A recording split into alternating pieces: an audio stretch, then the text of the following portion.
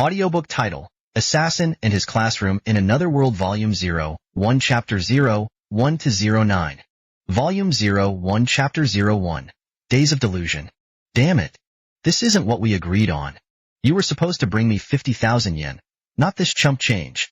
The words had barely left his mouth when Takahashi Hayato's fist smashed into my face. Please. I'm sorry. I beg you. Just forgive me. I groveled, my forehead scraping against the dirty pavement as I pleaded for mercy. If this keeps up, I won't make it out of here in one piece. I was desperate, fighting just to survive. If sorry fixed everything, the cops would be out of a job. You piece of shit. Hayato barked, his hand gripping a fistful of my hair and yanking me upright like a rag doll. His knee crashed into my gut, knocking the wind out of me with a sickening grunt. Take this, you pig. Hayato's buddies stood around smirking, watching the beating like it was a sideshow. One of them, a smug bastard, laughed. Well, Hayato's gone off the deep end now, huh? Yeah, should have just done what he asked. Could have saved yourself a world of hurt. Another chimed in, his voice dripping with mockery. I cowered, still gasping for air, my face smeared against the ground as I repeated my pathetic mantra. I'm sorry. I'm sorry for living. I'm sorry for breathing. The truth was, I had become their favorite target. For as long as I could remember, Hayato and his crew had made my life hell. Today, they took the 5,000 yen I had, and when that wasn't enough, they unleashed their fury in blows. Hey pig, you think you can get away that easy? Let's hear you squeal for me. Boohee. Please, I'm begging you. Boohee. I'm sorry, I'm really sorry. Boohee. I oinked like a pig on command, hoping to stave off more punishment. Their laughter echoed in the alley, cutting through my already fragile pride. Did you see that? He really did it. This guy has no pride left at all. The group jeered, their voices filled with scorn. This wasn't the first time things had gotten this bad, not by a long shot. It all started small, ripped textbooks, scribbles on my desk, typical petty stuff. But it didn't take long for the harassment to turn violent. I wasn't above making a fool of myself if it meant the blows would be less frequent. Anything to survive this hell. This guy really is the lowest form of trash, isn't he, Hayato-san? Hayato's right-hand man, Yoshikawa, a bespectacled weasel, chimed in with his sycophantic grin, always eager to score points with his boss. Yeah, Yoshikawa, you've really come around. Didn't you used to try and stand up for this loser? Hayato sneered, glancing at him. Yoshikawa feigned ignorance, his smile never faltering. Who, me? Can't say I remember. Must have slipped my mind. One of the others rolled his eyes, clearly tired of the charade. But Yoshikawa kept playing the loyal lackey, laughing at my misery along with the rest of them. This was my life now. It all started with Yoshikawa. He was the one being bullied first, just like everyone said. I saw it happening, and I tried to step in, though maybe not with as much courage as I thought I had. Stop it. Bullying is just wrong. I stammered out, hoping to be the hero. But instead, this is what I got.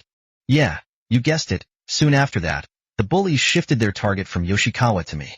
And to make matters worse, they began forcing Yoshikawa to join in on tormenting me. It wasn't long before he did as they told him, striking me just as they ordered. Things quickly escalated from there. Now, he's one of them, an official member of the bullying crew.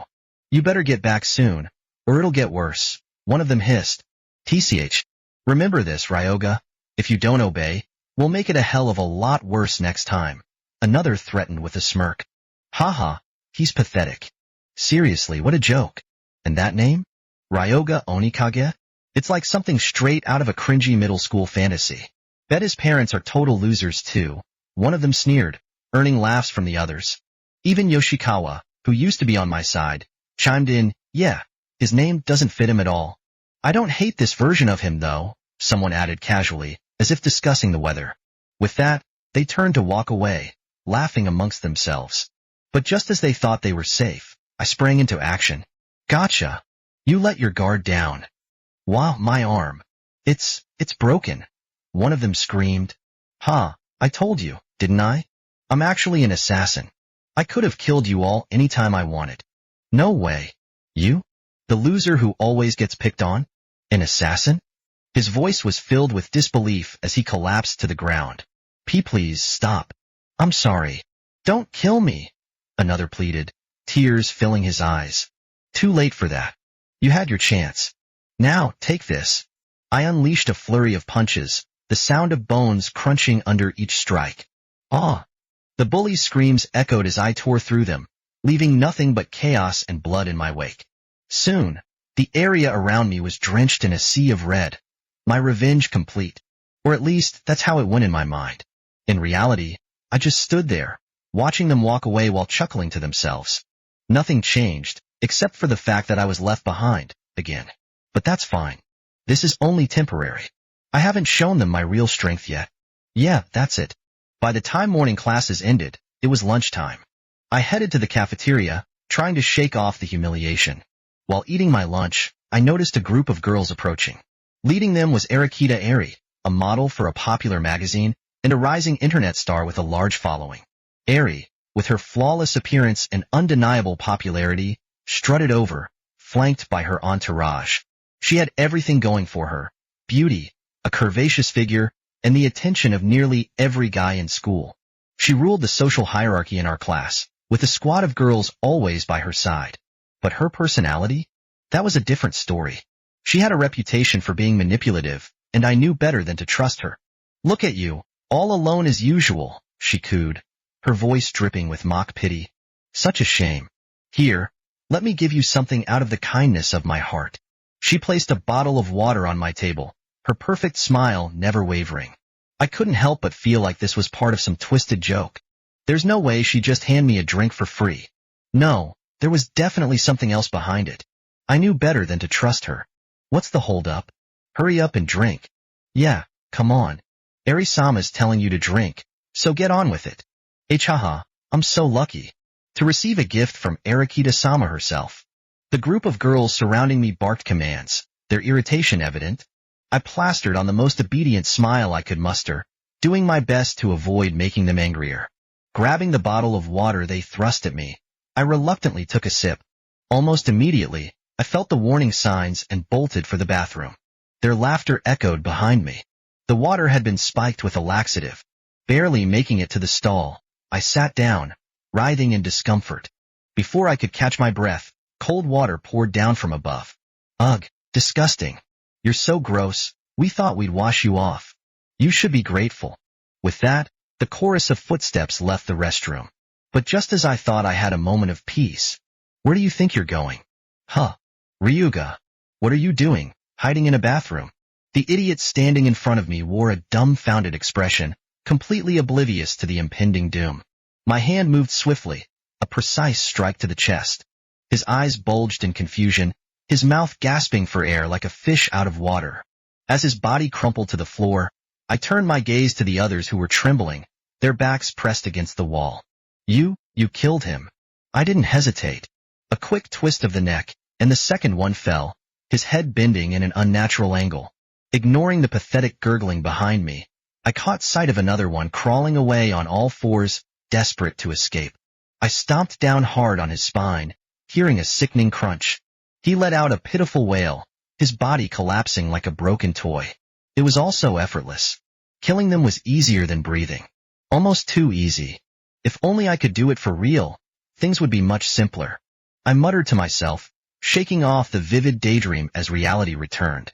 Of course, none of it had actually happened. It was all just in my head. Still, it wasn't because I couldn't do it, I reasoned. I'm just holding back. Yeah, that's right. I'm a nice guy, after all. I don't want to hurt anyone, unless I have to. Feeling a wave of emptiness wash over me, I sighed. Might as well go back.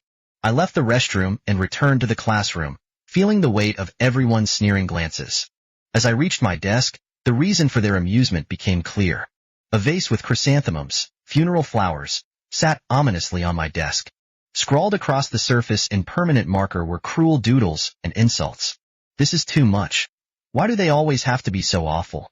Before I could gather my thoughts, a girl with glasses walked over, frowning in disapproval. It was Kana-sewa, the class president. Who did this graffiti? This is totally wrong.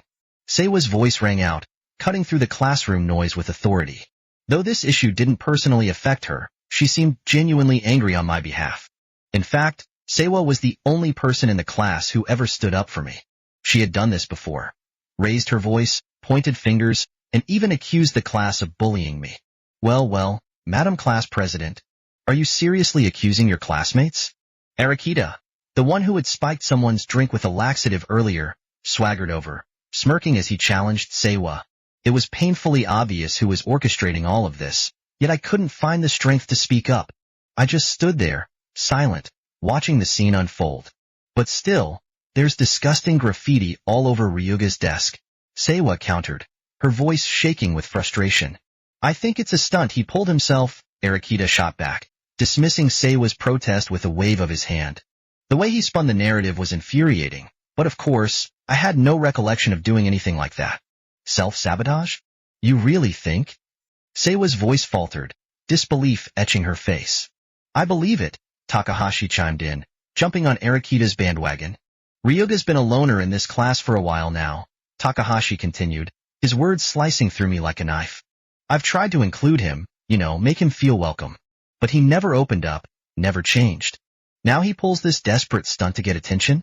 Pathetic. Seriously? Ryuga's the worst. I always thought he was shady, but this is next level creepy. No wonder no one wants to talk to him.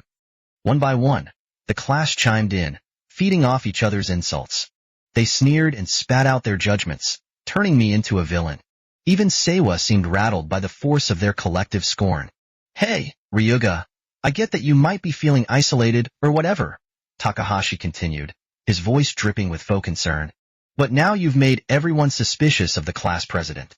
Don't you think you owe us an explanation? Yeah, apologize already. Wait. Seiwa's voice cracked as she tried to regain control of the situation. There's no proof this was a setup. I saw it.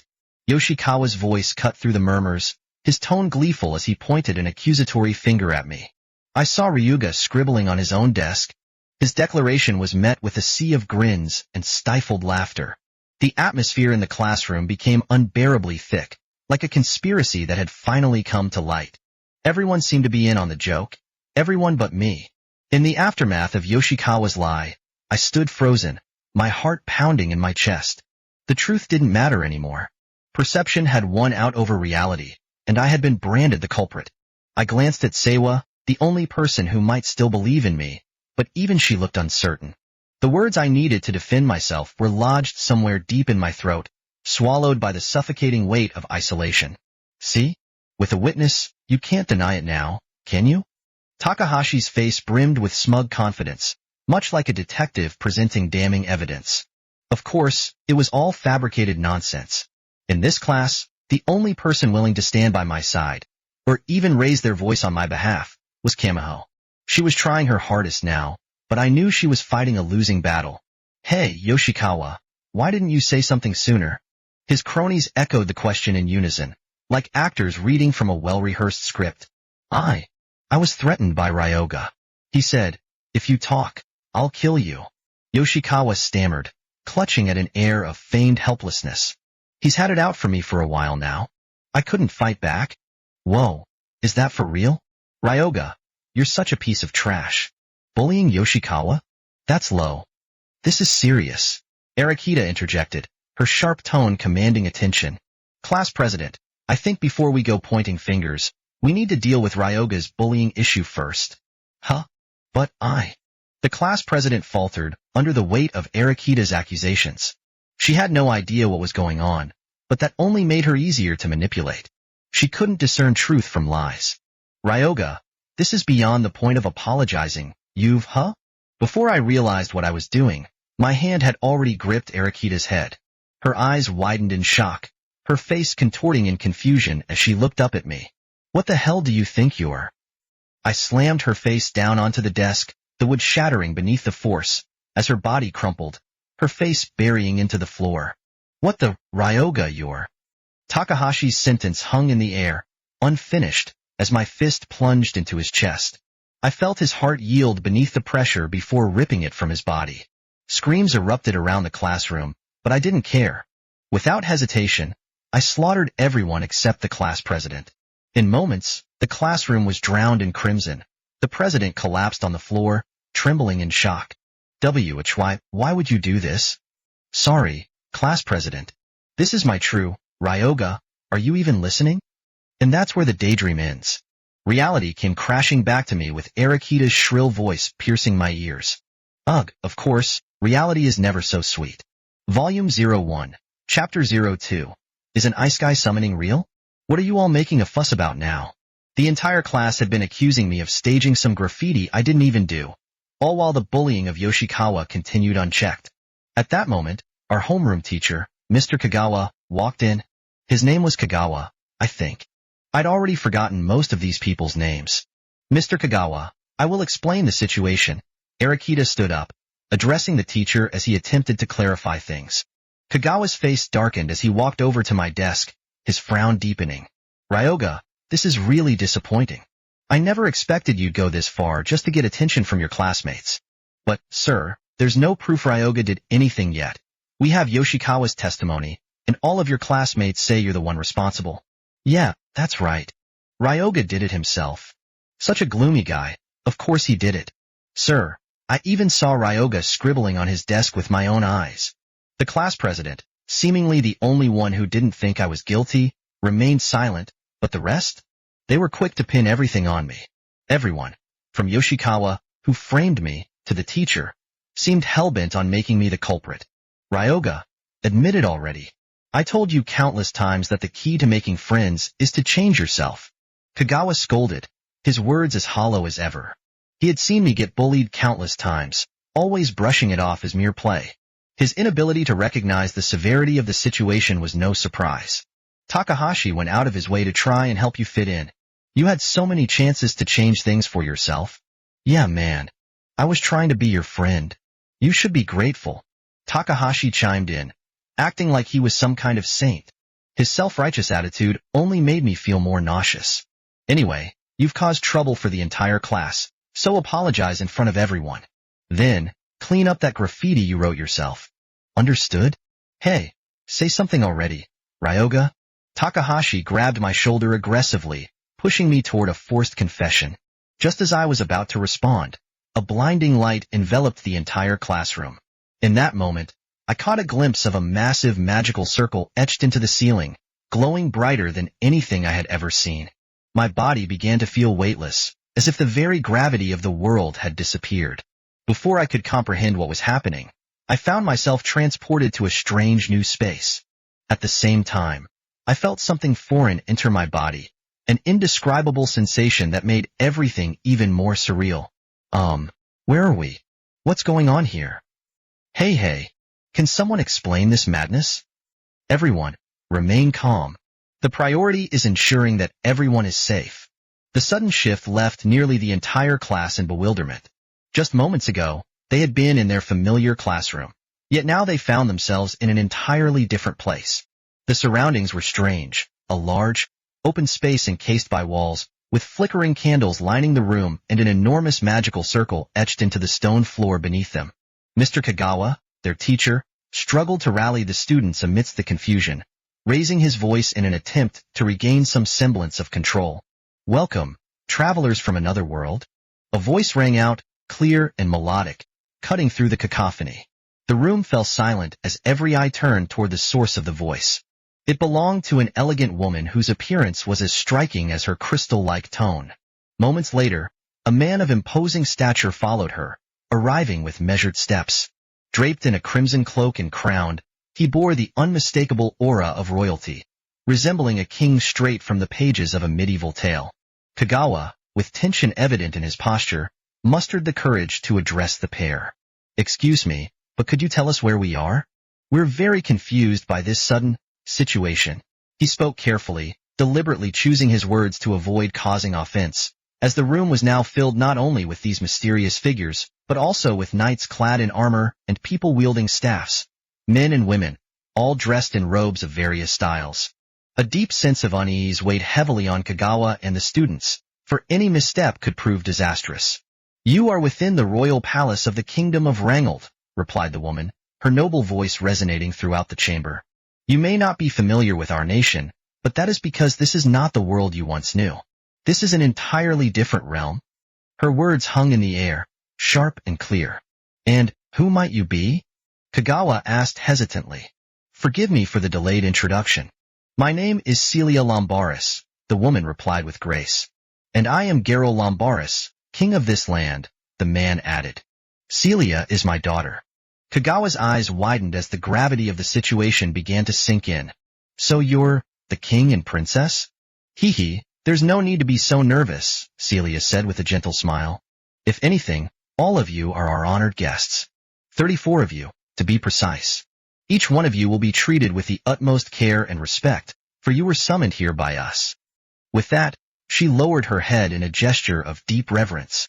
The knights and robed figures surrounding them followed suit, stepping forward in unison. Salute the saviors, they called out, bringing their right hands to their opposite shoulders and standing tall. This, it seemed, was the formal gesture of honor in this foreign land. Wait, you're telling me this is real? Hayato's eyes widened with shock, though a slight smirk tugged at the corner of his mouth. There was a hint of excitement in his expression, as if part of him was actually enjoying the bizarre situation. As I've explained, everyone here holds you in the highest regard. We have no intention of causing harm to those possessing such immense power as yourselves, Princess Iria said, her voice calm yet reverent. Right? Kagawa could only manage a half-hearted response, still too dazed to fully comprehend what was happening. The whole situation felt unreal, and he had no idea how to process it. So, if I understand this correctly, Eerie spoke up, taking over for Kagawa, who was clearly struggling. This place, it's not Earth, right? We're on a completely different planet? A murmur spread among the group of students as they began to digest the gravity of her words. Wait, does this mean we've been summoned to another world? Is that even possible in real life? What is this, some kind of alternate dimension? This is so confusing. Does this world have magic? Can we use it? Though their reactions varied, the consensus was forming. They were no longer on Earth. The idea of being summoned to another world was beginning to sink in. For us, stars are sacred, not places to dwell. Yet, you lived on one, which is why we believe you possess extraordinary abilities, Princess Iria continued, a smile spreading across her face. It was the kind of smile that captivated most of the boys in the group. I think I understand, but why exactly were we summoned here? Kagawa asked, sensing there had to be a significant reason for bringing them all this way. Being summoned from a distant world had to serve a purpose. Our kingdom is on the brink of destruction, Syria explained solemnly. You mean your nation is in danger? Kagawa confirmed, and she nodded.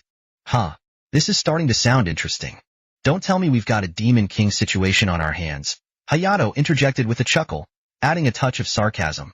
Syria's expression turned serious. Indeed, the leader of the Demon Clan is often referred to as the Demon King. And yes, the resurgence of the demons is one of our many problems. So, the Demon King really was part of the issue. But it seemed there was more. However, that's not our only concern. The threats we face are numerous. The demons have allied with the Empire and begun an invasion of various regions.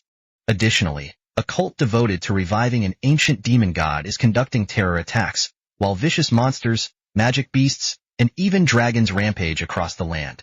The dangers we face are vast, and that's why we require your help. Wait a minute. We don't have the kind of power to handle any of that. I mean, we're just teachers and students from a school. I'm afraid we're not equipped to deal with such overwhelming threats, Kagawa protested, his voice wavering. He spoke with an apologetic tone, clearly uncomfortable as he realized the immense expectations placed on them. Thrown into this bizarre situation without any explanation, it wasn't unreasonable for them to feel unease about being thrust into danger. Perhaps to quell their growing anxiety, Syria spoke up, her tone meant to reassure. There's no need to worry. As I mentioned before, those summoned from other worlds are granted great powers, what we call status. Many of you will also receive powerful skills, which should allow you to thrive in this world. Syria's attempt at easing their worries had mixed results. While her words appeared designed to calm the group, the mention of status seemed to excite a few of them. In reality, what she was implying was that with this status, they would be expected to serve the country.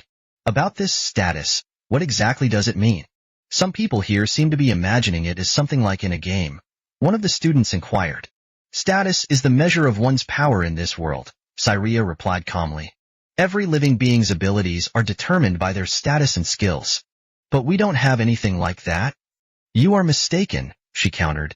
It's already within you. The fact that you can speak with us so effortlessly is proof enough.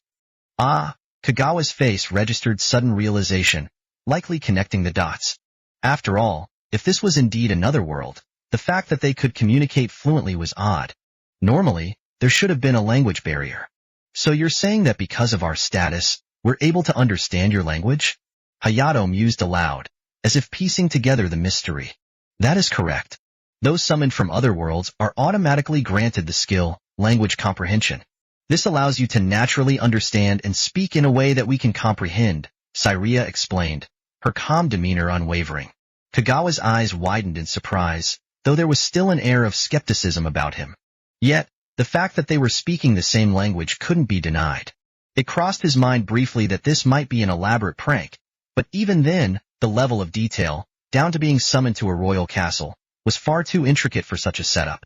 No one would go to this extent to trick a group of ordinary school teachers and students.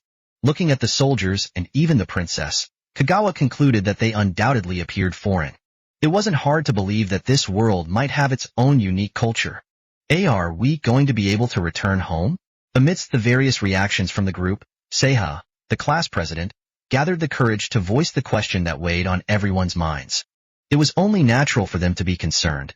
After all, they had lives to return to back on Earth. Author's note. Starting from Chapter 2, the perspective shifts to third-person narration, following the events after the group has been summoned to another world. Volume 01, Chapter 03, No Status? The moment Seiha's question hung in the air, Syria's expression shifted ever so slightly, her eyes narrowing before she quickly masked it with a gentle smile, as if nothing had changed. My deepest apologies, she began with a slight bow, her voice soft but clear. Although we were able to summon you all to this world, there is no way for us to send you back. Her words were met with stunned silence, followed by murmurs of disbelief, rippling through the group of summoned students. This can't be happening, one student exclaimed. I have a family back home. They'll be worried sick about me.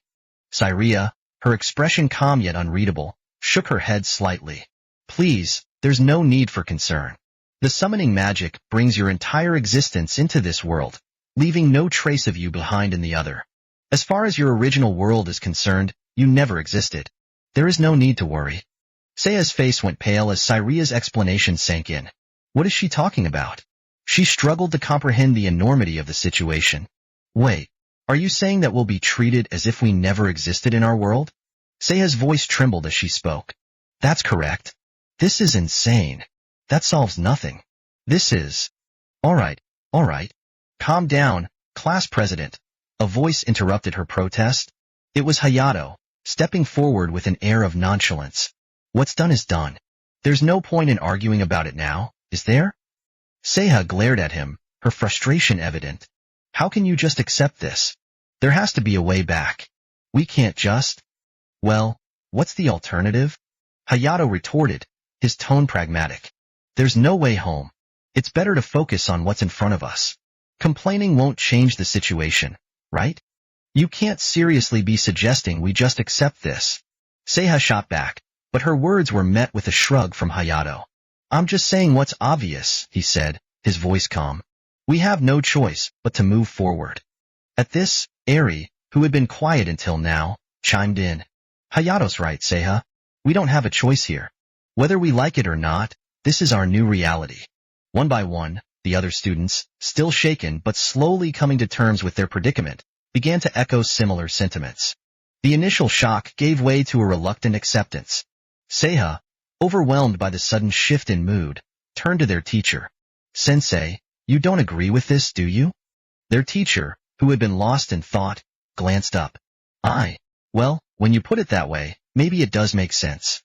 Perhaps starting over in a new world isn't so bad after all. His voice trailed off as he muttered to himself. Sensei, not you too, Seiha whispered, unable to believe her ears. Syria, who had been watching the group quietly, spoke again, her voice barely above a whisper. She's not taking this very well, is she? Huh? Did you say something? Seiha asked, turning to the princess.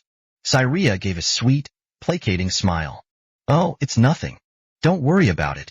That dismissive smile only deepened Seiha's frustration, but before she could protest further, Hayato stepped in again.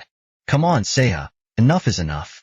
We can't ignore the fact that this kingdom is in trouble. Are you really going to turn your back on people who need our help? I don't know, Seiha stammered, her eyes lowering as Hayato's words hit their mark. She had always been the kind of person who couldn't stand to see others in need. And Hayato knew exactly how to use that against her. Anyway, if what you just said is true, then we've all been granted some kind of special status, right? How do we see it? Hayato asked Syria eagerly, his face filled with anticipation. The other students appeared equally intrigued by the question. You all indeed possess a status already, Syria replied. However, in order to manifest it fully and unlock your true abilities, I must first perform a special ritual. We will begin shortly. She gestured for everyone to line up in front of her. The students' curiosity intensified as they began discussing amongst themselves, wondering what kind of powers they might receive. Status, huh? Ryoga muttered as if it were someone else's problem, his voice distant. Hayato's eyes narrowed as he approached Ryoga briskly. Why, Ryoga? What's with you acting all relaxed? Just so you know, your place hasn't changed. Hayato's furrowed brow and aggressive tone made it clear he was trying to establish dominance. This is getting old, Ryoga sighed, barely giving Hayato a glance. Huh.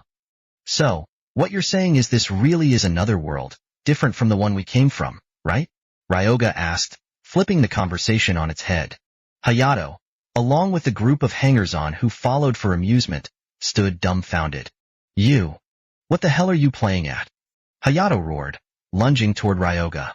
But with a quick sidestep, Ryoga effortlessly dodged the grab. Shocked that his attack was avoided, Hayato's eyes widened before his face twisted in fury. You think you can dodge me? Takahashi, do you think he's just getting cocky because he's about to get his status soon? Yoshikawa chimed in, his voice full of unease. The group around them exchanged nervous glances. Hayato, maybe you should cool it. With this whole status thing, you might be going a bit too far. Shut up, you idiot. Hayato snapped. But, you know how this stuff goes, right? The bullied kid suddenly gets the most powerful skill or something like that. Huh. Pathetic. As if a gloomy piece of trash like him would conveniently get some amazing skill. Kondo, the most physically imposing member of Hayato's group, sneered, cracking his knuckles. Kondo often boasted about having a grip strength of over 100 kilograms and would frequently bend 500 yen coins as a show of force. Whatever skill he gets, I'll crush him with my strength, Kondo declared, jabbing his finger toward Ryoga. Yet Ryoga remained indifferent, his expression blank, as if the situation bored him. This lack of reaction irritated Hayato further, and he once again tried to grab Ryoga, but with another smooth movement, Ryoga evaded effortlessly. Stop dodging, damn it. Seems about time, Ryoga said calmly, as if to himself. Huh. Hey, you guys. Looks like the princess is about to start the ritual. You'd better get in line. Kagawa's voice cut through the tension, ordering everyone to gather. TCH. This isn't over. You'll pay for this later, Hayato spat as he grudgingly turned to join the others, glaring at Ryoga one last time before following the group toward the princess. Ryoga yawned lazily as he joined the line. Hey, what if having someone like you nearby messes up our status? Get lost, bad luck charm. Most of the other students sneered at him, pushing Ryoga farther back in line. He moved without protest, falling into place at the rear. Oh, Ryoga-kun. Class Republic. At the very end of the line stood the class representative, a worried frown on her face. She seemed uneasy about receiving her status. I still can't believe everyone's just accepting this. We're told we can't go home, and no one's even questioning it. It looks like you've got some resistance. Ryoga muttered as he listened to her, causing the class rep's eyes to widen in surprise. Huh. Wait, what do you mean by that? It's nothing. Did something change about you, Ryoga-kun? He didn't respond, but the class rep could sense that the timid, uncertain aura Ryoga used to have was no longer there. The ceremony, conducted by Syria, began, revealing the statuses of the students one by one. My magic power is super high. I've got intermediate fire magic. Maybe I could become a magical girl. I'm ranked in advanced swordsmanship. Blacksmith skills? Man, I wanted something combat-related. Each student's skill revealed brought cheers, sighs, or excitement, clearly driven by luck as much as anything else. Yudo-sama, amazing. Your skill is that of a hero. A rare gift that grants you full command over the power of a hero. Yes. Woohoo. Yudo let out a triumphant roar, ecstatic at receiving such a special power. And then, Ryoga's turn finally came. Among the boys, only Ryoga remained. Only the class rep was left behind him. Now, we shall grant you your status. Heh, all the good skills are already taken. I bet he'll end up with nothing, Yudo mocked, his voice filled with smug satisfaction. His comment earned snickers from the other students, and even from their instructor, Kagawa. But then, something strange happened. Cyria's expression darkened. What's wrong, Cyria? Hurry up and get this over with. Well, the ritual is complete, but I can't see his status. In fact, there's nothing at all. No status, no skills. This boy has nothing. He's completely powerless. What? Impossible. King Geralt's eyes widened in shock, and murmurs broke out among the students. Ha ha ha. Did you guys hear that? Ryoga is a total blank. He's the only one here with zero status. What a worthless loser. Figures a piece of trash like him would get a garbage result. Yudo's voice echoed through the room, filled with malicious glee.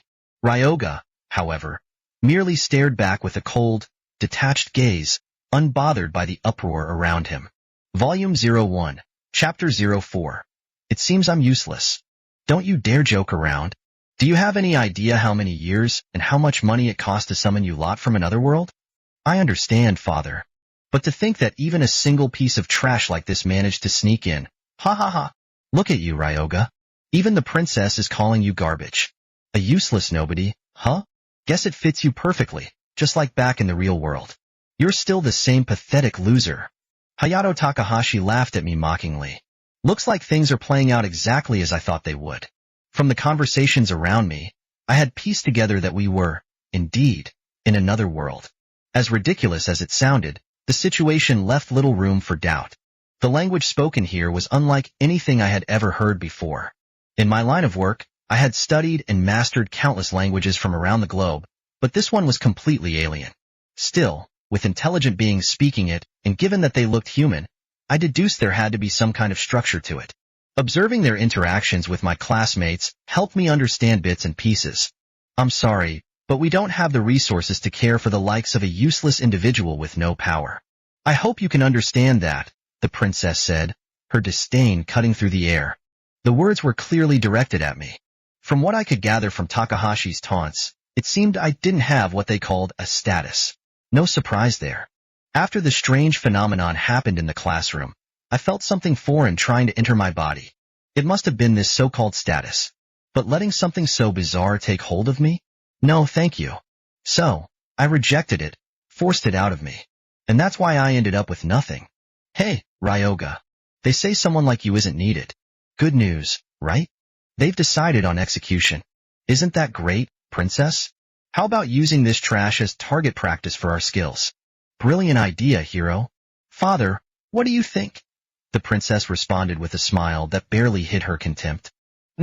Indeed. Simply executing him would be a waste. Using him as a training dummy seems far more productive. Haha. Hear that?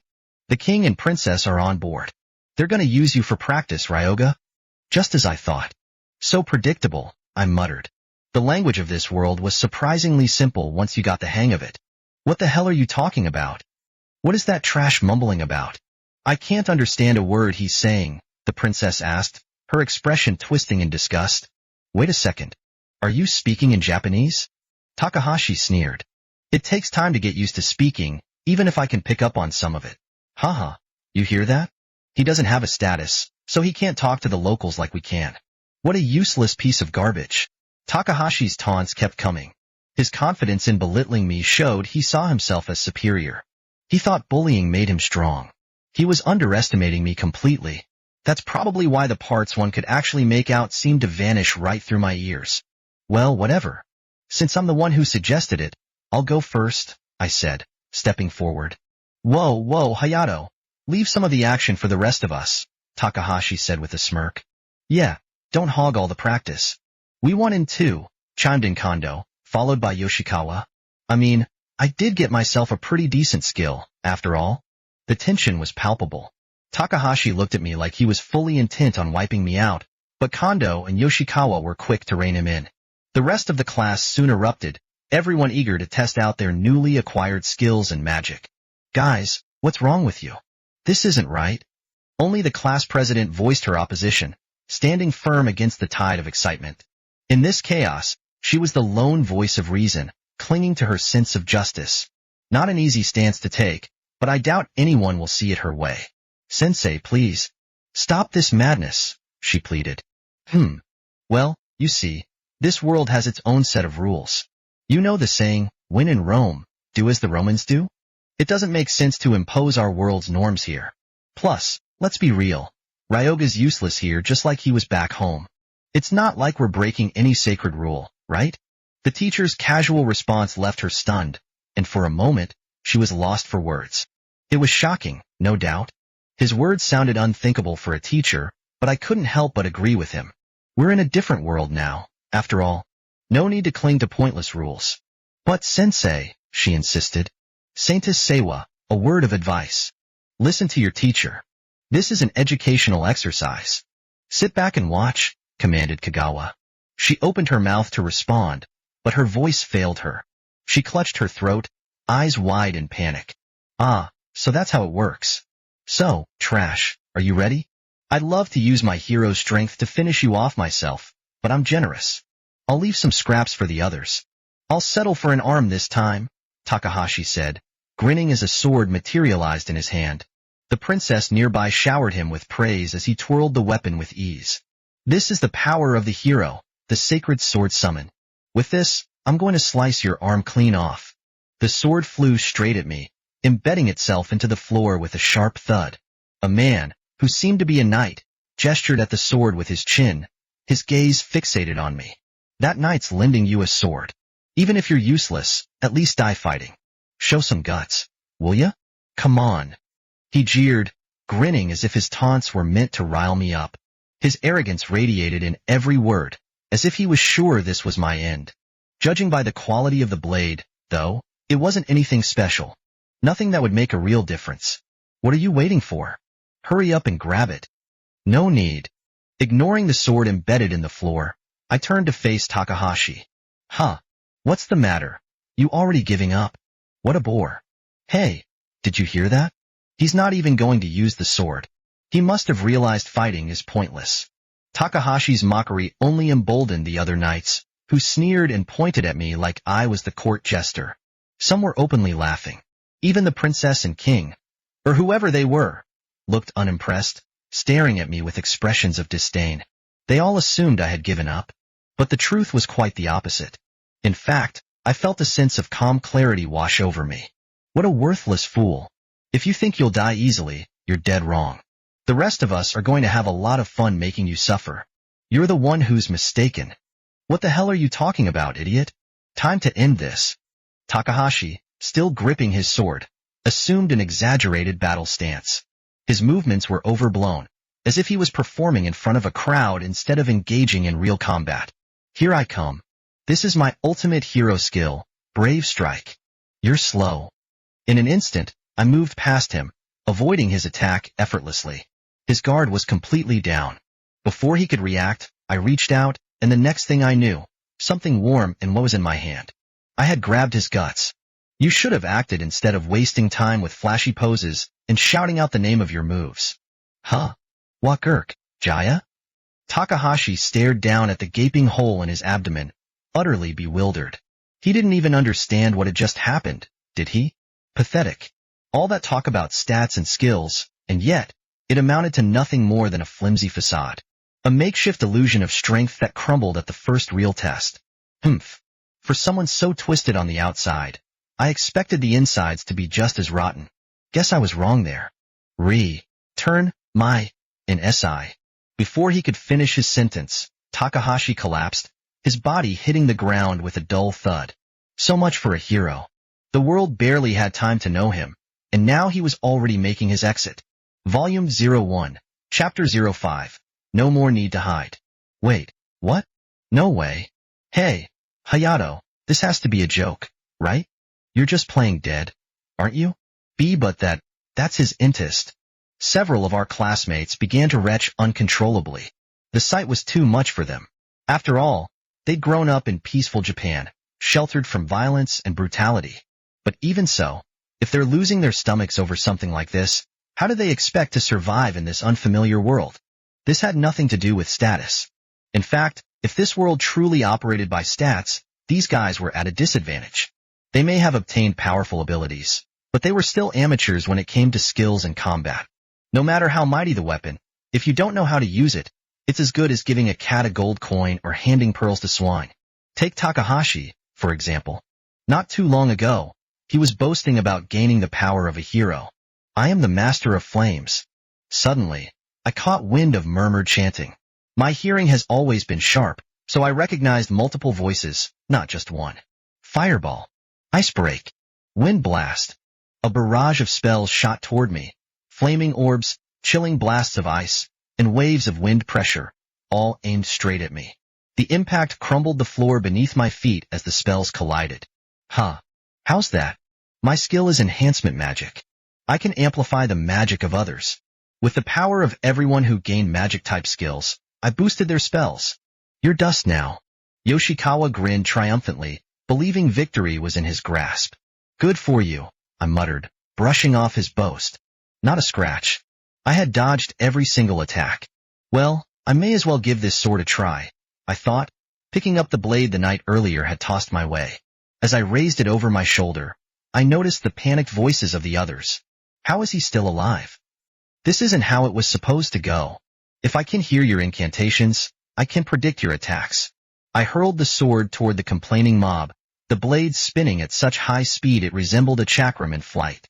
The sword found its mark, decapitating the mages, men and women alike, who had dared to cast spells at me. That's 8 down. Including Takahashi, that makes 9. Instead of striking a pose and shouting out the names of your techniques, you should have acted quickly. Takahashi, still reeling from the shock, glanced down at the gaping wound in his abdomen. His face turned pale, his eyes wide with disbelief. He didn't seem to understand what had just happened. What? How? Ugh. His voice faltered, the life draining from his body. Pathetic. All that talk about stats and skills, yet in the end, it was nothing more than a flashy veneer. A temporary advantage that only served to inflate his ego. Turns out, despite his twisted personality, his guts weren't as black as I expected. I glanced down at Takahashi, who was choking on his last breaths, his words barely audible. Give me back my insides. Before he could finish, his body slumped to the floor. What a disappointment. For all his bravado, our so-called hero had made an embarrassingly quick exit. The silence that followed felt heavy. The rest of our classmates, who had remained frozen in place, now stared wide-eyed at the scene, paralyzed by fear and shock. Their world had shattered, and no amount of leveling up or special skills would prepare them for the harsh reality they now faced. I sighed, wiping the blood from my blade. In a world like this, survival isn't about how high your stats are. It's about instinct, experience, and the ability to act decisively. Traits these kids clearly lacked. But hey, at least I wouldn't have to listen to Takahashi's boasting anymore. Why you? What the hell are you? Everyone's heads. And you don't even have a status. In no way. You must have some hidden, overpowered skill. A smirk tugged at my lips. Sorry to disappoint, but I don't have anything like that. Though, I suppose there's no point in keeping it a secret any longer. For the first time, I revealed my true background. My family, the Oni Kage clan, has been a line of assassins for over 1,000 years. It was the first time I'd spoken those words out loud in this world. Under normal circumstances, there'd be no reason to reveal it. But here, in this place, with these people, it wouldn't matter. None of it would change the outcome, except maybe for one. What? Yoshikawa's face twisted in disbelief. What is this, some kind of power fantasy you came up with? It was clear he wasn't buying it. Not that it mattered. I could tell from his voice, the tremor of fear clashing with his arrogance, that he was losing control. His own bravado was wearing thin, and he knew it. Enough of this nonsense. Suddenly, a hand gripped my shoulder, strong, calloused fingers digging into my skin. Kondo's voice cut through the tension like a gunshot. I turned my head slightly, just enough to catch a glimpse of his face, full of smug confidence. I don't care what sort of joke this is, Kondo continued, voice steady but thick with superiority. Now that I've got my hands on you, this is over. He paused for dramatic effect, clearly reveling in his moment of dominance. The skill I've been granted is Gauntlet. Unprompted, he launched into a self-assured explanation of his abilities, as if I needed to know or cared. This skill enhances any ability related to my arms. Grip strength, endurance, you name it. It's all enhanced. Right now, I could tear your arm off at the shoulder. Ah, yes. Kondo always bragged about his absurd grip strength. I recalled overhearing him once boasting that he could crush over 100 kilos with just one hand. So you plan to tear me apart with that brute strength of yours? I replied coolly, allowing the tension to build. The dynamic shifted, and I could feel the palpable anxiety of the others nearby. This was no longer just a game of stats and skills. It was something deeper. Grah! Kondo growled, tightening his grip on my shoulder. His strength was impressive, at least, by normal standards. But to me, it felt like nothing more than a rough massage. If he was serious about killing me, he should have aimed for my head or neck. Not that it would have mattered. You're insane. I've always had over 100 kilograms of grip strength, Kondo shouted, his voice laced with desperation. It seemed my unbroken shoulder was beginning to shake his confidence. Is that so? And how much did your little skill boost it? 500 kilograms? 1,000? Either way, it's pointless. My words cut through his growing panic as I latched onto his arm, tearing it clean from his shoulder with a sharp yank. A blood-curdling scream tore from Kondo's throat as he crashed to the ground, writhing in agony. Blood spurted from the gaping wound, spilling across the floor like a crimson carpet. Why can't I? He gasped between ragged breaths. Unlucky for you. Sure, you've got grip strength that'd make most high schoolers proud. But mine?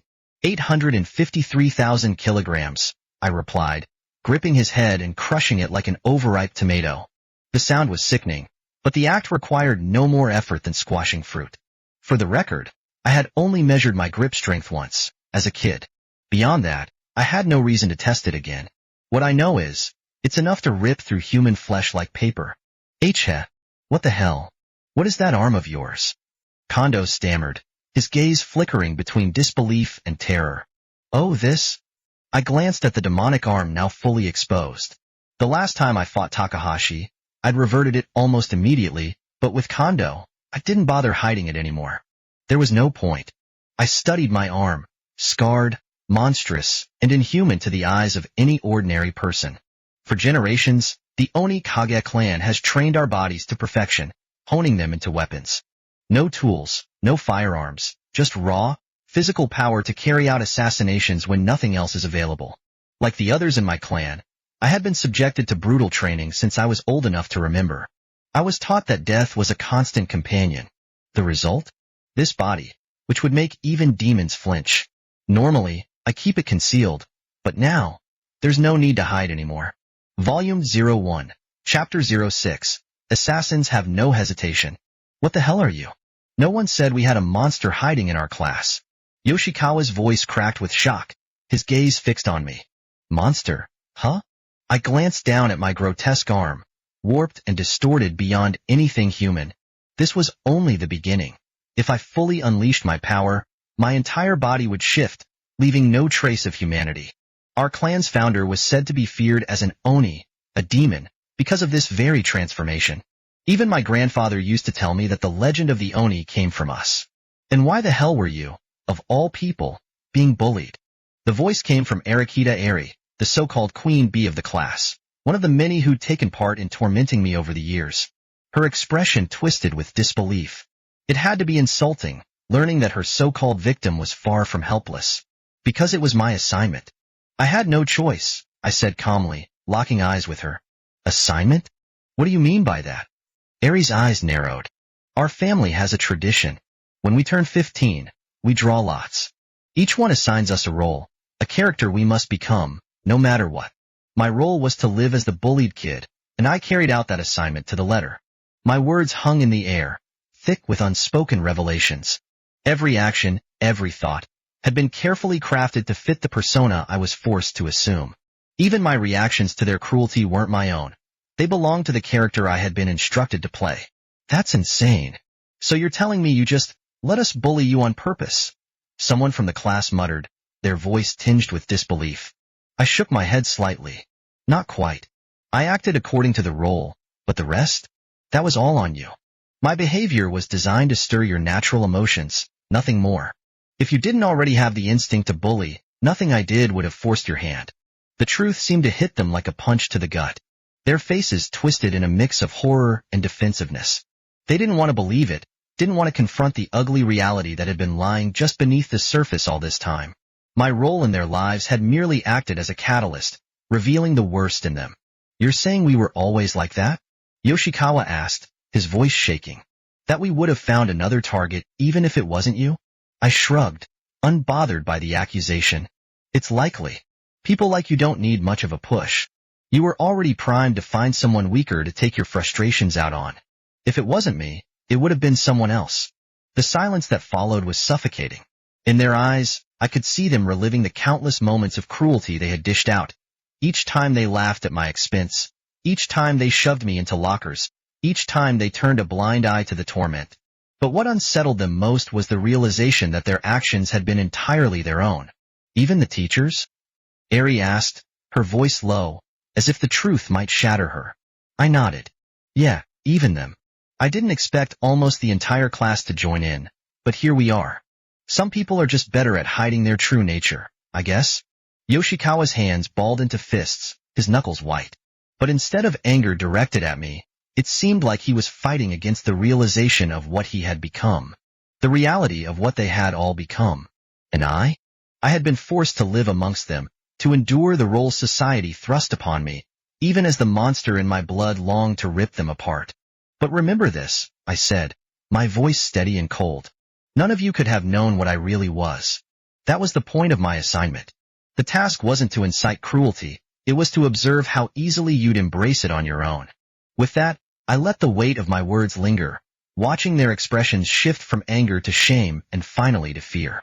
They had been the true monsters all along, faced now with the reality they couldn't escape. And that was the essence of my family's tradition. To teach us not only about others, but about the darkness that lives within every human heart. We simply brought it to the surface. It doesn't matter what you think. Your fate was sealed long before this, I said, my voice cold and detached. The remaining students around me began to murmur in confusion, clearly unable to grasp the weight of my words. None of them understood what was coming. Just as I prepared to act, a spear hurtled through the air, aimed straight at me. Well, looks like someone's eager to die, I mused, catching the spear mid-flight with my left hand. My eyes narrowed as I glanced at the source. A group of knights had gathered around the king and princess, their stances defensive. I don't understand what you're saying, the princess began, her voice trembling with anger, but I won't allow any more harm to come to our summoned heroes. I smirked. The words were predictable. She believed she was righteous, protecting those who didn't belong here. But the truth? They were all just pawns in a larger game. Her words wouldn't sway me. Not anymore. They couldn't. Are you really going to do this? The princess stammered, clearly taken aback. How can you speak our language? Her surprise was almost laughable. After all, I've been listening long enough to pick up most of their speech. Still, understanding was one thing. Speaking it, especially with the subtle differences in pronunciation, was something else entirely. You dare to speak the language of our kingdom, you worthless trash who didn't even gain a status? Disgusting! The king bellowed, his face twisted in disdain. Indeed, father. It's an unforgivable offense. The princess chimed in, her voice dripping with contempt. I shook my head, suppressing a dark chuckle. What kind of kingdom was this, where even the act of speaking required the king's permission? I almost pitied the children born here. Almost. Your Majesty, princess, leave this to us, one of the knights declared, stepping forward. His armor gleamed in the dim torchlight, and his hand rested on the hilt of his sword. He may be skilled, but he's only one man. He can't hope to stand against us all. Let us provide magical support as well, said one of the mages, a young woman whose robes shimmered with arcane symbols. And I, too, shall invoke divine retribution against this heretic, added a priestess from the church, her eyes glowing with fervor. More soldiers, knights, and mages started gathering around them. Stats updated. The name, hidden, class, assassin a level, 22 HP, 345/345 DMP, 210/210 strength, 72 agility, 105 intelligence, 58 skills, silent step, blade dance, shadow manipulation, poison craft, status, calm, ready to strike. The numbers meant nothing to me. I'd faced worse odds before, and these knights were just like the others, overconfident, certain of their own superiority. I shifted slightly, adjusting my stance, calculating the distance between us. My fingers twitched, ready to unsheathe my blades. You think numbers will save you? I said quietly, my voice carrying a dangerous edge. You're all just standing in line for the slaughter. The knights hesitated for a moment, the confidence in their eyes wavering ever so slightly. They didn't know what I was capable of. Not yet. But they were about to learn. One of the knights lunged forward, sword raised high. I moved in an instant, faster than they could react. My blade sliced through the air, finding its mark in the gap of his armor. Blood spurted as he collapsed, the sound of his fall muffled by the gasps of the others. Who's next? I asked, wiping the blood from my blade with a calm precision. The knights exchanged uneasy glances, their bravado crumbling. The mage was the next to act, her hands weaving complex patterns in the air as she prepared a spell. Flames flickered to life, and she aimed them in my direction. But before she could finish, I threw a small dagger, disrupting her chant. She yelped in pain, clutching her hand. The flames extinguished. Magic's not going to save you either, I said, my voice cold as ice. The priestess began chanting something under her breath, calling upon her gods for aid. I could feel the air around her grow heavy, thick with divine energy. A barrier formed in front of her, shimmering with holy light. She was preparing to heal and protect the others. Not on my watch. With a swift movement, I activated shadow manipulation, melting into the shadows cast by the flickering torches. My form blurred, invisible to their eyes as I moved behind the priestess. Before she could complete her prayer, my blade was at her throat. This is the end, I whispered in her ear, feeling her shiver. With a quick slash, her chanting stopped. Her body crumpled to the ground, the holy barrier fading into nothingness. The others watched in horror, their resolve shattered. The knights, the mages, they were nothing but sheep awaiting their turn. Quest completed. Eliminate the king's guards. Rewards, 500 XP, skill scroll, blood echo. The next objective. Confront the king and princess. I stepped forward, closing the distance between me and the royal pair. The king's face was pale, his arrogance shattered. The princess, trembling, clutched her father's arm, her defiance all but gone. Like I said, I murmured, my eyes locking onto theirs, your fate was sealed long before this. Come on, all of you at once. That's enough, I interrupted. For all the strength these inhabitants of another world were supposed to have, they were far too polite. If they truly intended to kill me, they should have done it without all the chatter. Now, it was too late. In my hands, I held the heads of the arrogant knight, the female mage, and the priestess. Just moments ago, they had stood proud, thinking they could handle me. Now, they were nothing more than corpses. Let me make one thing clear, I said, glancing around the battlefield. If you come at me with the intent to kill, don't expect me to hold back. Even as I spoke, I tore through anyone who crossed my path. Knights, robed mages, soldiers, and priests. They all fell before me like dry leaves in a storm. Their lives ended with a sickening finality as I ripped them apart, their souls no longer anchored to this world. Shooting edge. I heard the shout, followed by a blade of energy slicing through the air toward me. Ah, yes. This was another world after all, where such feats were possible. Still, I wasn't impressed. Is that all you've got? I muttered under my breath. My body remained unscathed, not a scratch on me despite the attack. The knight who had launched the strike stared at me in disbelief, his eyes wide. What? How is there not a single wound on him? He gasped. Ah, this one. He was the fool who had earlier thrown his sword at me. Thanks for that, I said mockingly, and with a flick of my wrist, I retaliated. A shockwave from my fist blasted toward him. The force hit him square in the chest, shattering his armor and crushing his skull with a dull crack. His body fell limp, as brittle as the sword he had so foolishly wielded. Weak. They were all so fragile. Now, a large group of mages across the field began to chant in unison. I could feel the buildup of magic in the air, a heavy, oppressive pressure radiating from their direction. They thought their numbers and spells would be enough to stop me, but they were gravely mistaken. System update. Level up. Name, unknown, A class, Assassin A level, 42 right arrow 43 strength, 190 right arrow 200 dexterity, 215 right arrow 230 agility, 245 right arrow 255 skills unlocked. Shadow step, bloodlust. I glanced at my status window, the familiar glow of numbers flashing before me. Another level up. My power surged, muscles tightening as my body adjusted to the newfound strength. A small smile crept onto my face. This would be over soon. The mages' chanting grew louder, the air crackling with magic.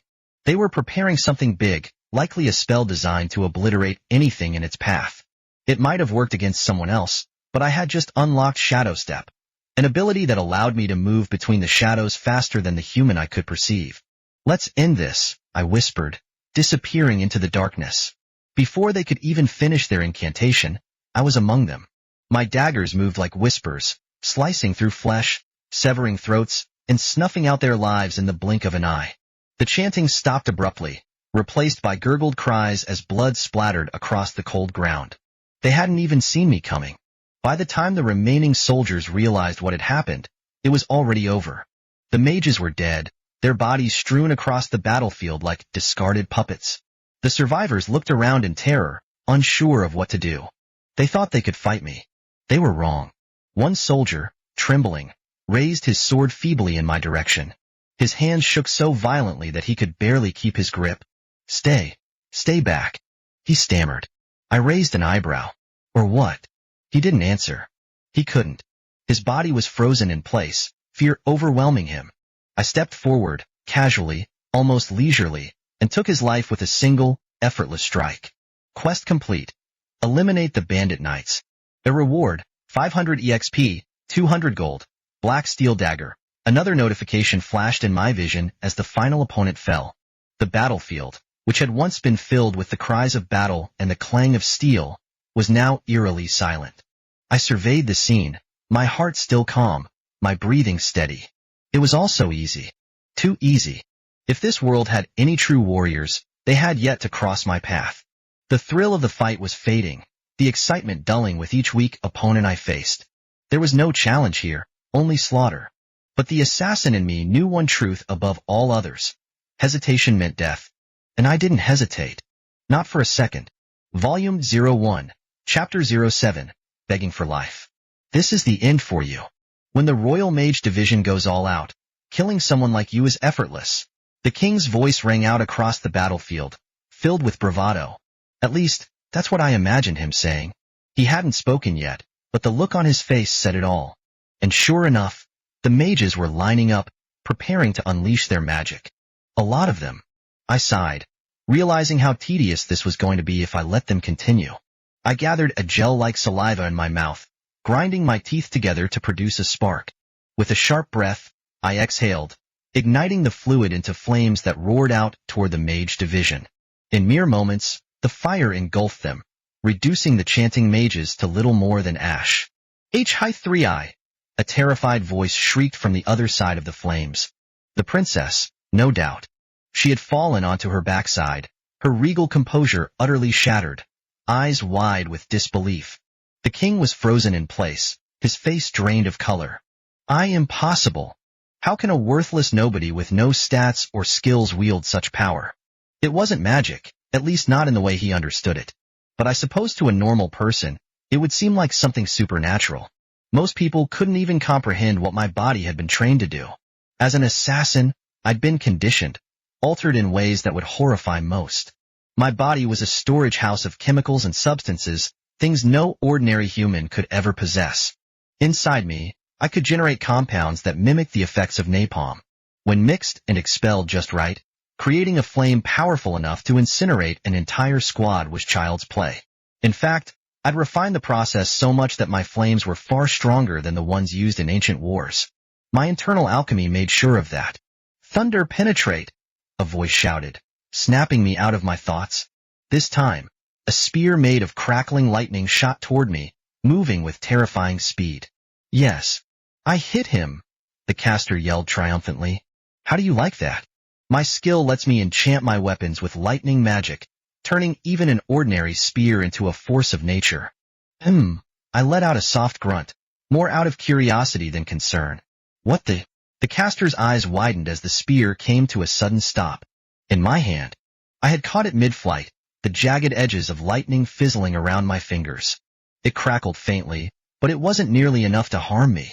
The look on the caster's face was priceless, a mixture of shock and disbelief. Not bad, I said, inspecting the spear. You've got some power behind this. The caster stammered, his confidence crumbling as I casually crushed the lightning spear in my grip. Why, you're a monster, he shouted, stepping back in fear. Maybe, I replied, but you're the one who came to kill me. I looked down at the princess, her trembling form still slumped against the ground. The arrogance she had shown earlier had completely vanished, replaced by pure terror. Her father, the king, was no better. His mouth hung open, unable to process what he had just witnessed. You'll pay for this. My kingdom won't stand for such an insult. The king finally managed to bark out, though his voice wavered. Your kingdom? I chuckled, glancing at the burning remnants of his elite mage division. What kingdom? All I see are ashes. At that, the king fell silent, his bravado extinguished. He had gambled everything on his mages, but they had fallen like insects before me. I walked toward him, slowly, deliberately. Each step echoed with the weight of inevitability. He knew there was no escape. Spare me, the king begged, his voice cracking. I'll give you anything. Money, land, anything you desire. My eyes narrowed. The desperation in his voice was nothing new. I'd heard it countless times from my targets, rulers and peasants alike. It was always the same in the end. They all begged for their lives when the blade was at their throat. I crouched down to meet the king's gaze. I don't need your wealth, I said coldly. And you've already lost everything. The princess crawled toward me, tears streaming down her face. Please don't kill him. Please, she sobbed. Her voice was pitiful, but I had no use for mercy. I had been trained to eliminate obstacles without hesitation, and a king with a grudge was just that, an obstacle. I stood up and turned my back on them. If you value your lives, I said over my shoulder, you'll disappear. Far away from here. Because next time, I won't be so generous. Without waiting for a response, I walked away, leaving the king and his daughter to their fate. They would remember this day, but it would be a lesson learned too late. Quest completed. A objective. Defeat the Royal Mage Division. Completed. A reward. 10,000 XP, 5 to Strength, 3 to Agility. New title. Mage Slayer. New objective. Escape the capital. How? How are you standing there like nothing happened? Even with lightning infused into the attack. As an assassin, it's a basic skill. Since birth, I was trained to survive as an assassin, conditioned to withstand every form of torture imaginable. One such method involved subjecting my body to high-voltage electric shocks daily for an entire month. Thanks to that, getting hit by lightning is nothing more than an annoyance now. Compared to the torment I endured, the lightning Kasuga used felt like nothing more than a light electric massage. If you're trying to knock someone out with electricity, at least make sure it's strong enough. Years of brutal training allowed me to manipulate electricity within my own body. I can generate and release electric energy just like an electric eel, using it as a weapon. In my case, though, the voltage is far stronger. As if to demonstrate, I thrust out my right hand, and a burst of electricity surged from my arm, arcing toward Kasuga. Kasuga's body convulsed violently the moment the electricity hit him. Aghai! Grahafaf! His eyes bulged in terror, and then, with a sickening crack, one of his eyeballs exploded. His entire body was charred black as he collapsed, twitching in his final moments. His life had ended. Now then, I muttered, turning to the others. How many were left? The remaining classmates flinched, their faces pale with dread. Please, please forgive us. One of them begged, trembling uncontrollably. You didn't do anything wrong. We'll apologize for whatever upset you. Another cried, his voice breaking. I sighed, emotionless. Apologies? It's already been decided. They were staring at me, eyes wide and pleading, like frightened pups caught in a storm. Despite their pitiful expressions, I wasn't killing them without cause. They had all played their part in the events that led us here, and the decision had been made long ago. Character stats. Name? Class, Assassin. Level, 45. Health points, HP 320/320. Mana points, MP 200/200. Strength, STR 75. Agility, AGI 90. Endurance, ENI 85.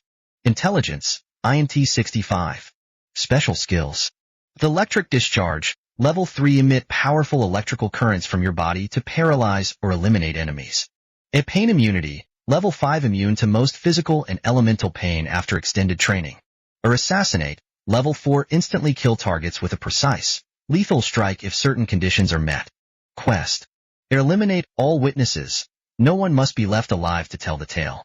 Status. In progress.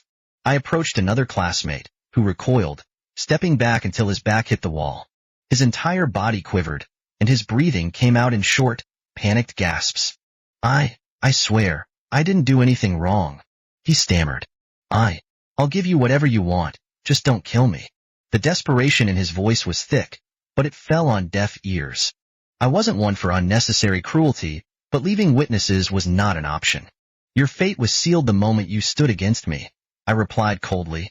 With swift precision, I closed the distance, my blade flashing as it cut through the air.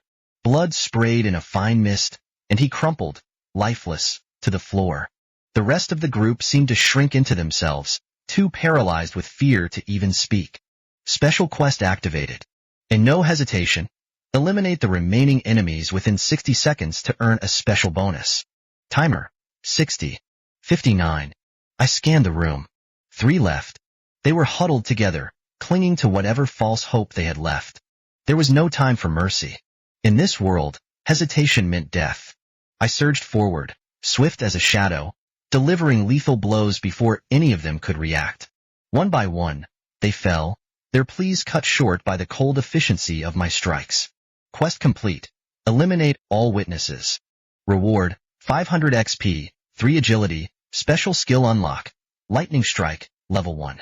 The room was eerily silent now, save for the faint crackle of residual electricity in the air. I stood amidst the carnage, my breathing steady, my heart rate unchanged. For a moment, I allowed myself to reflect. These weren't nameless enemies. They had once been my classmates. But in this world, that no longer mattered. It was kill or be killed. And I had no intention of being on the losing side. Without a word, I wiped my blade clean and turned toward the exit. There were more tasks ahead, more enemies to face. My journey had only just begun. New quest unlocked. The path of no return. Continue down the path of the assassin and eliminate the head of the rival guild. Ryoga, I'm disappointed in you. When did you become a man who could do something so cruel without a second thought? It seems you need some serious education. My homeroom teacher, Kagawa, spoke in a voice that reached my ears, standing there with an oddly composed demeanor. Teacher, I'm afraid you're on my assassination list as well, I replied. Heh, assassinate me? You really have gone too far, Ryoga. In that case, it's time for some educational guidance. Ryoga, cease your attack immediately. You've quieted down, haven't you? Kagawa smiled smugly. Naturally. This is the effect of my skill. Education. In the name of education, I can make others submit to my will. As expected. I knew my judgment wasn't wrong. The princess praised Kagawa enthusiastically. But as she was doing so, I approached him and tore his head from his shoulders. Kagawa's headless body crumpled to the floor. He had spoken so confidently, but as an assassin, I had been trained to fortify my mind. Brainwashing, hypnosis, drugs, none of it worked on me. It seemed that even the skills of this world couldn't change that. Now then, I turned my attention to the remaining classmates and began executing them without hesitation. Some cried and begged for their lives, but I had made my decision. An assassin kills, once they choose to do so. No, wait. Please, just wait. I'm a famous streamer, you know? I've been on TV. If you kill me, it won't end well for you. Not really relevant in another world, is it? Eerie Arakita, clearly sensing her impending doom, blurted out something nonsensical. Fame meant nothing here. All right. You can do whatever you want with me. I mean, look at me. I've got a pretty big chest, and you must be interested, right? She said, opening the front of her uniform. It was true that she was well endowed, but... Idiot. Suddenly, a scorpion tail extended from beneath Arakita's skirt, the tip darting towards my neck and stabbing me. Haha, my skill is Scorpion Morph. I can use the power of a scorpion. That stinger is loaded with a deadly toxin. You're finished. Sorry to disappoint. I pulled the stinger from my neck, and as I looked at Araki, her face turned pale. Why? The poison should have spread instantly. I told you, I'm an assassin. Naturally, I've trained myself to be immune to all kinds of poisons. It's basic preparation. Araki looked dumbfounded, but this was standard for someone in my profession. Now, what about that poison of yours? Does it affect you too? Without another word, I drove the stinger into Araki. Her eyes rolled back as her entire body turned purple, froth forming at her mouth as she collapsed. Moments later, her blood vessels ruptured, leaving her drenched in blood. Killed by your own poison? Huh? That's pathetic. These skills had more weaknesses than I expected. Well, that should be all of them, I murmured, surveying the classroom. All the classmates I intended to eliminate were dead. Volume 01, Chapter 08. I'm not really a psychopath. Well, the mighty blade swung down from behind, a hint of admiration in the assassin's voice as he remarked on the sheer ferocity of the strike. Impressive. I didn't expect a proper attack to come from the likes of a king. Unlike the knight he had faced earlier, the king had no intention of giving a speech or making pointless declarations. He went straight for the kill, no questions asked.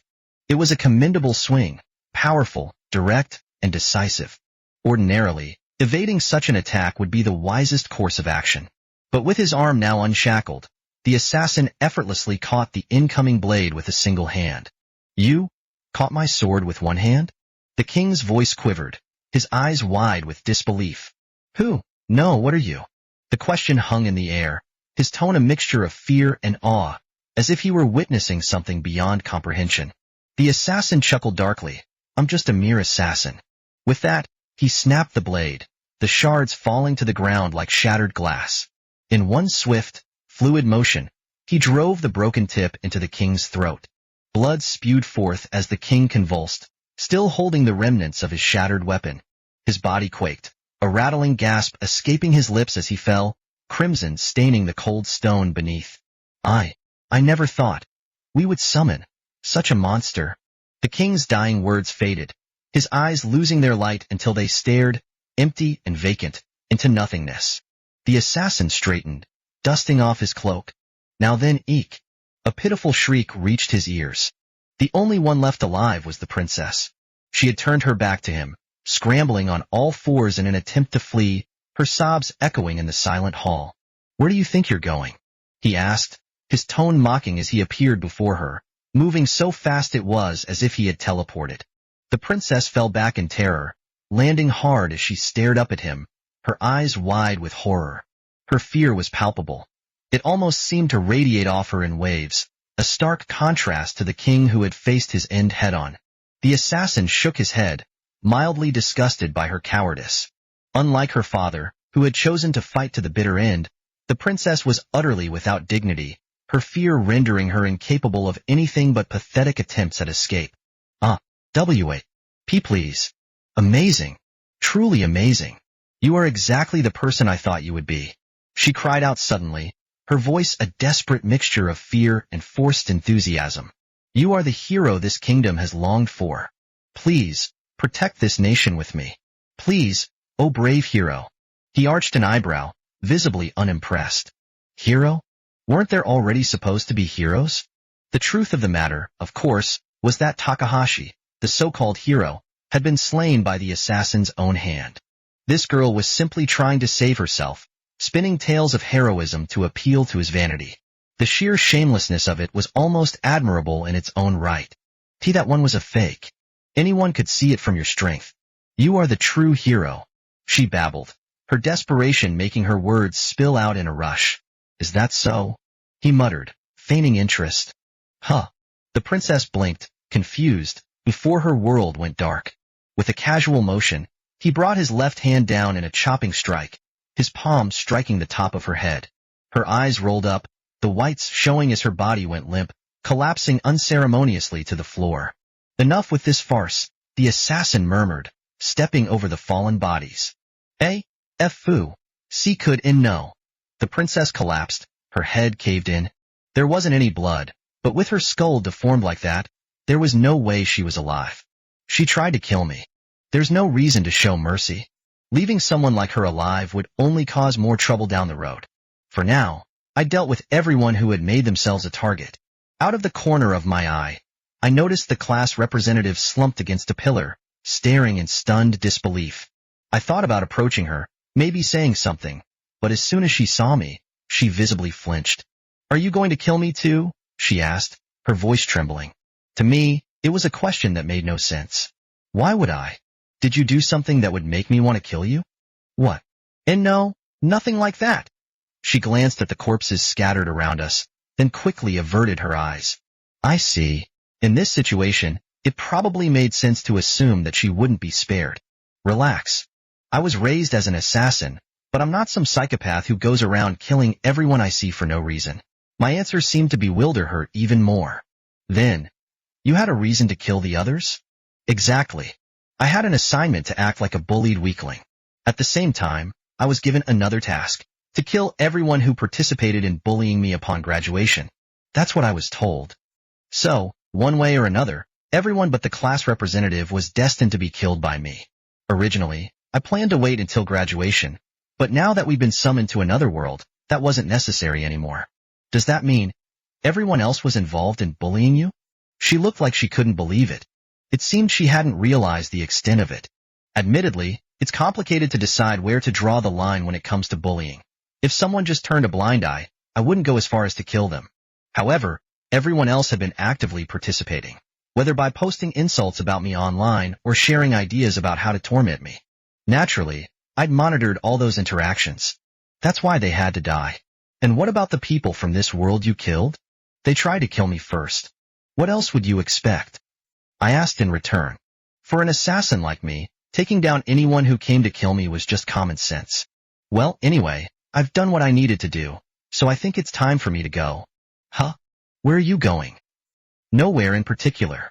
Since I can't return to Earth, I'll have to figure out how to live in this world. Going back to Earth wasn't an option I was considering. I had my suspicions that it really wasn't possible, and honestly, I didn't feel the need to force my way back.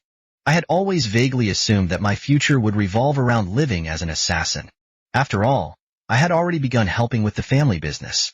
My family often said I was born for this life, a natural talent destined to become an assassin. Yet, being summoned to this new world had sparked an unexpected curiosity, a desire to explore a different way of living. Strangely, despite the odd circumstances, I found myself wondering if I might finally have a chance at a normal life.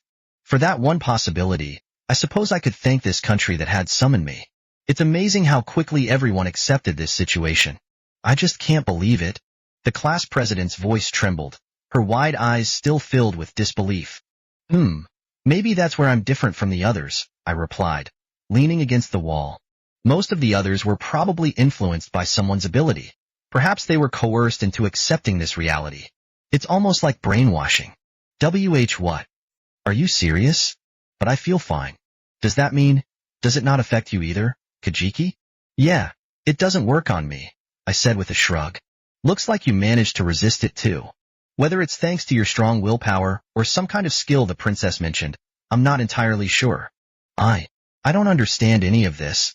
The class president clutched her head, overwhelmed by the swirling confusion. Yet, no matter how bewildering it was, the truth remained unchanged. We had been summoned to another world, and there was no going back. What am I supposed to do now? She asked, her voice cracking under the weight of uncertainty. That's something only you can figure out, I replied flatly. This is all so sudden. Wait, this situation. She stammered, her hands trembling as the gravity of our reality began to sink in. She's panicking, I thought. If she stays like this, others might start suspecting her. Well, I'm leaving now, I said, pushing off the wall. If anyone asks, just tell them I did it. No need to cover for me. But. She looked at me, eyes filled with concern. Don't worry about whether they'll believe you. The king, the princess, they probably had a good idea of how many of us there were. Yeah, they mentioned the numbers at the start, she said, nodding slowly. Exactly. They'll figure out soon enough that someone's missing. Even though I've killed everyone and torched a few bodies, they should still be able to confirm the head count. And you? You won't die anytime soon, so relax. Her face twisted in disbelief, but I could tell. Being raised in a family of assassins gave me an eye for these things. I could sense when someone was near death, when the shadow of death loomed close. She didn't have that aura. Right, I'm off, I said, turning towards the nearest vent. Take care of yourself, class president. Okay, I'll do my best, but just so you know, I'm not giving up on returning to our world. Her voice firmed with determination in the end, a spark of resolve igniting in her eyes. Having a goal like that would help her survive. Purpose kept people alive. As for me, I slipped into the ventilation duct, moving quietly through the castle, eventually emerging outside. This was where my new life in another world truly began. Well, I guess I'll take it slow and live life at my own pace from here on out. Volume 01, Chapter 09. Aftermath of the Sacred Feather End of Volume 01. Ryoga had left as well. But now that I'm the only one left, what am I supposed to do? Seiyu, the sacred maiden, whispered to herself, her voice barely audible in the oppressive silence that filled the chamber. She had retreated to a corner, moving just far enough so that the mangled bodies were no longer in her line of sight. But the stench of blood still clung to the air, thick and suffocating. The iron tang invaded her senses, making her stomach churn once more, though she had already emptied its contents several times. Her skin was ghostly pale, her face drawn tight with a sickly sheen of cold sweat. Suddenly, the stillness was shattered by a thunderous crash. The grand double doors swung open with a violent force, slamming against the stone walls with a deafening echo. A female knight stormed into the chamber, her armor gleaming under the dim torchlight, her expression a mixture of shock and urgency. Her eyes, wide and frantic, scanned the room until they landed on Seiyu. Seiyu's body tensed instinctively, her heart pounding wildly in her chest. She knew why the knight looked so distraught. The scene in front of her was nothing short of a massacre. The king, the princess, and every knight who had once stood proudly beside them, now reduced to lifeless bodies, their blood staining the once pristine floor. The knight's gaze lingered on the grisly sight before finally locking onto Seiyu, suspicion and confusion swirling in her eyes. Who are you? The knight demanded, her voice tight as if she were forcing the words through clenched teeth. Her sharp gaze bore down on Seiyu, making the sacred maiden feel small and vulnerable under its weight. Seiyu's shoulders quivered as she struggled to find her voice. Before she could respond, the knight took another step forward, her eyes narrowing. Are you one of the summoned otherworlders? Are you injured? What in the world happened here? The last thing Seiyu expected was concern, especially in a situation as dire as this. Her breath hitched in her throat, startled by the knight's protective tone. The knight quickly closed the distance between them, her gloved hand grabbing Seiyu's arm, inspecting her for wounds with a kind of rough gentleness. I am fine. I wasn't hurt, Seiyu stammered, her voice trembling. Good. The knight breathed out, her body relaxing slightly, as though Seiyu's well-being was some small consolation amidst the horror surrounding them. But before the tension could ease, the room became crowded. More knights entered, followed by nobles and high-ranking officials, their faces pale and stricken as they took in the brutal carnage. Whispers of disbelief and shock spread like wildfire among them. These weren't just any casualties. The classmates who had been summoned from another world, the king who ruled this kingdom, and the princess, they were all dead, murdered in cold blood. This was a calamity beyond comprehension, an event that would send ripples of chaos throughout the kingdom. A man stepped forward, his finely embroidered robes marking him as someone of great importance. His face was twisted with fury and grief as his gaze fell on Seiyu, who still stood frozen amidst the chaos. You did this, didn't you? He accused, his voice shaking with a mix of anger and fear. He introduced himself as the minister, his title carrying the weight of authority as he pointed an accusing finger at her. Seiyu had anticipated this. In a room filled with death, and with her being the only survivor, suspicion was bound to fall on her.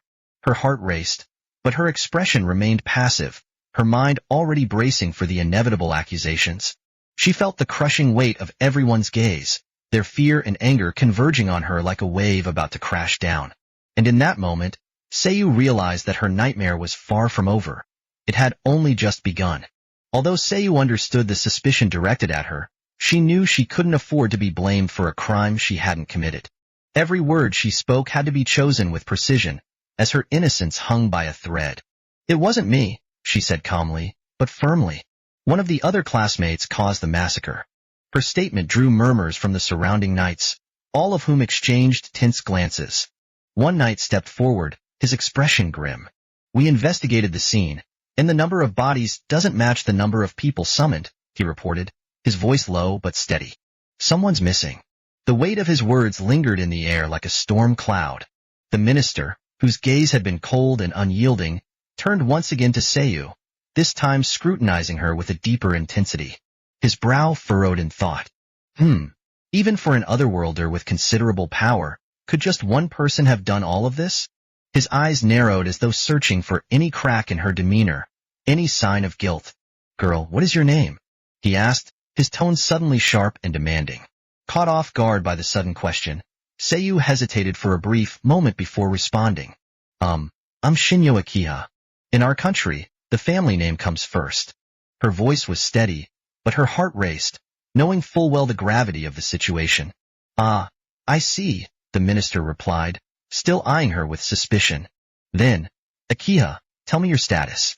Akiha faltered for the briefest of moments, her mind reeling at the request. Why would he ask for her status now, of all times? Her eyes flickered with confusion, and the minister noticed. His gaze sharpened, as if sensing a weakness. "What's the matter? Is there some reason you can't tell me your status? Or perhaps—" "No," Akiha quickly interjected. "It's just, the ritual isn't finished yet, so I don't know my status." The room went silent. The minister's eyes widened in shock, his disbelief evident. "What?" he exclaimed. His voice rang out, commanding attention. Without hesitation, he turned to one of the soldiers. "Fetch a priest immediately. We'll confirm this for ourselves." A soldier hurried off at once, leaving Akiha feeling even more unsettled. She had heard about priests who could perform appraisals, but wasn't that something only the princess could do? She had assumed the process was special, a ritual meant to awaken a person's power. "Wait," she asked cautiously, "isn't that something only the princess can do?" The minister scoffed. "It's not that uncommon, really. There are others with the appraisal ability." The revelation made Akiha's eyes widen. So the princess wasn't the only one capable of such feats? Slowly, the pieces began to fall into place. She had been deceived. The princess had claimed that the ritual was crucial, that it was the key to unlocking a person's abilities. But in truth, it was nothing more than a method to view their status. It had all been a lie, a performance. Her thoughts were interrupted when the priest arrived. He stepped forward and performed the appraisal on Akiha without hesitation. The room fell silent once again. Every eye fixated on the priest as he read the result. His face paled, and his voice trembled when he finally spoke. This is unbelievable," the priest stammered. "This person possesses the skill, Saint of Salvation?" The shock rippled through the room like a wave, leaving everyone momentarily stunned, including the minister. His face, previously hard with suspicion, softened into a look of sheer astonishment. "To think, you hold the power of a saint," he muttered, stepping back in awe. Suddenly, the man who had been so stern and accusatory moments before bowed deeply before her. "I must apologize for my earlier rudeness, Your Holiness," he exclaimed, his voice filled with newfound reverence. Akiha stood frozen, her mind racing to catch up with what had just happened. "Huh," she blurted out, too shocked to maintain her composure. The minister remained in his bow, his tone pleading. "Please, forgive me, Saint Akiha. You are truly blessed. If I may humbly ask, with your power, guide our kingdom. We have lost both our king and princess, and without your divine grace, we are doomed. You are our only hope." Akiha's eyes widened, the weight of his words sinking in. How had things escalated so quickly? Just moments ago, she was under suspicion of a massacre. Now, she was being hailed as the Saint of Salvation, the one who would save an entire kingdom. She felt her throat tighten, unsure of what to say or do. What?" she stammered, overwhelmed by the sudden shift in her circumstances. Yet, there was no time to process what was happening. Before she knew it, the entire room had dropped to their knees, reverently awaiting her command. In the span of a few short minutes, Akiha had gone from a suspected criminal to the kingdom's greatest hope, and despite her reluctance, she realized there was no turning back. She was now the Saint of Salvation, whether she liked it or not, and her newfound power came with the heavy burden of responsibility.